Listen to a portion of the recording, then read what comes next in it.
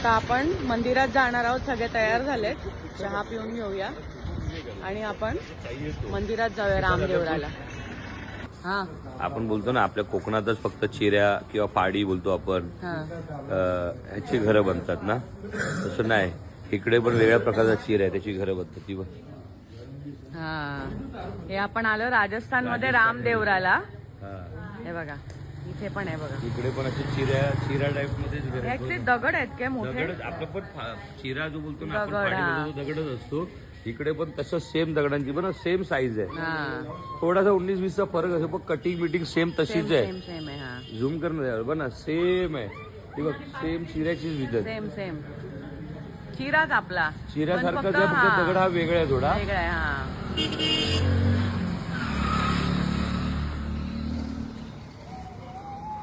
ये मेरे गांव में आपको बताता हूँ, चालू मेरे गांव में भी पत्थरों के घर बनते. हम लोग के गांव में ईंट नहीं होती, ईंट मिलती ही नहीं है, ईंट होती ही नहीं है हम लोग की इधर.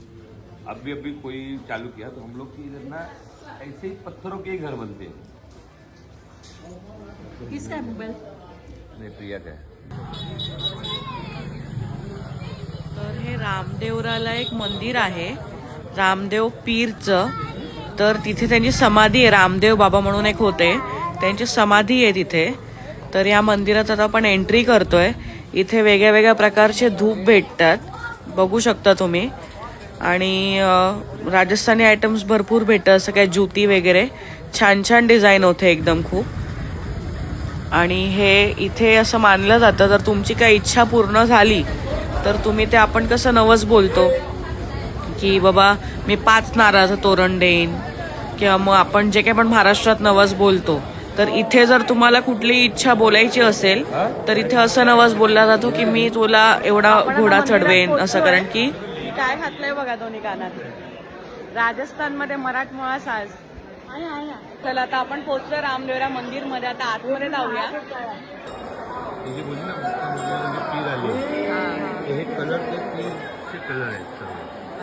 नहीं, घोड़े का नीला कलर है. ते सगळे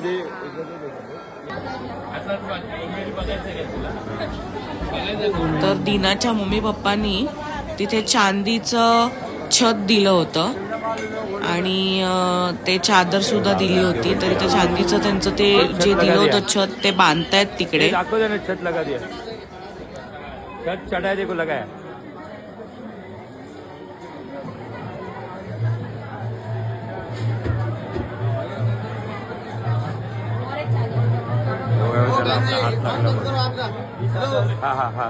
इथे आहेत ना, जर आपली मन्नत पूर्ण झाली तर आहे ना असे घोडे चढवतात बघा. कारण की या रामदेवची जी सवारी आहे ती घोडा आहे, त्यामुळे इथे काही आपली मन्नत जर मागायची असेल, नवस जसं आपल्याकडे बोलतो आपण, नवस जर पूर्ण झाला की असं असे घोडे चढवतात ते लोक. आहे बघा. प्रिया, ये स्टोरी है रामदेव की. बाबा जब भी छोटे थे ना, तो रास्ते में जा रहे थे, तो यहाँ पे बाबा मिले. यहाँ पे राक्षस घूम रहा था, सबको मतलब खा रहा था, इतना भयानक राक्षस था. तो ये जो ऋषि है, बाबा जी ने उनको रामदेव पीर को झोपड़ी में छुपा दिया चादर ओढ़ के. फिर भी राक्षस को पता था कि इधर है कोई मानव है, मानव. तो वो चादर खींच रहा है, और जैसे ही चादर खींचते ही जा रहे हैं और चादर बाबा की बड़ी होते ही जा रही है. भजन चालू होतं देवाचं. तर अशा प्रकारे तर राजस्थानी बायका त्यांच्या ट्रेडिशनल वे मध्ये डान्स करतात इथे त्या भजनावरती, देवाच्या गाण्यांवरती. खूप भारी वाटलं, खूप सुंदर वाटलं एकदम बघून.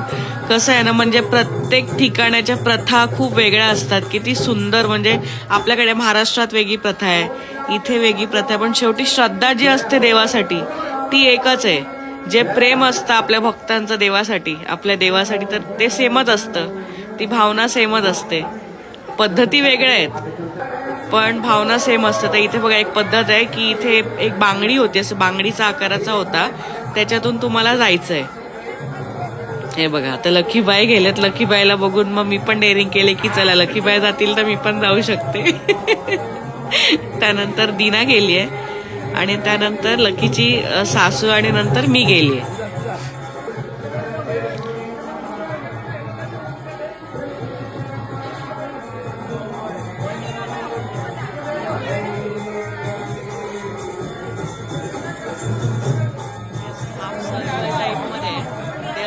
बघितलात ना तर बारीक सारीक लोक जाऊ शकतात, पण तर माझ्यासारखे तगडे लोक जाणं म्हणजे, म्हणून मग लकी बाय गेल्यानंतर मग मी डेअरिंग केली की हा बाबा ते जाऊ शकतात तर मी तर आरामात जाऊ शकते.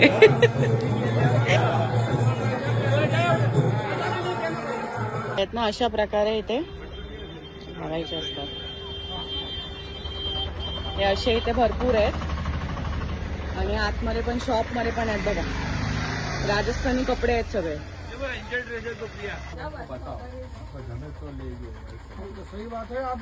इथे परागने सुद्धा फेटा घातलेला आहे.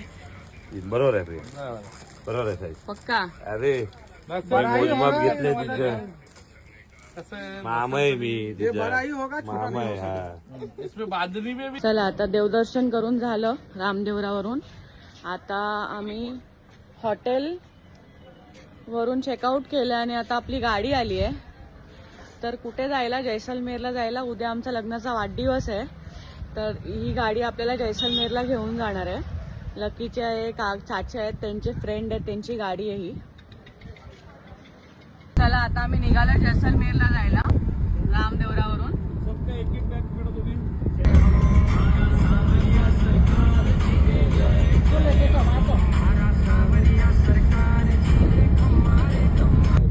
आहे ना जैसलमेरचा किल्ला आहे, जैसलमेर फोर्ट. हे बघा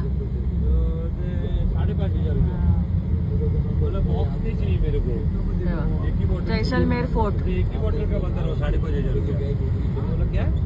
ओके, तर रामदेवरावरून जैसलमेर माझ्या हिशोबाने एक 2 तासाचा रस्ता होता, तर तो आम्ही ठिकाणी आलो. मला वाटतं आम्ही 5-5:30ला आम्ही निघालोय रामदेवरावरून आणि आम्हाला जैसलमेरला पोचायला 7-7:30 वाजले. हो,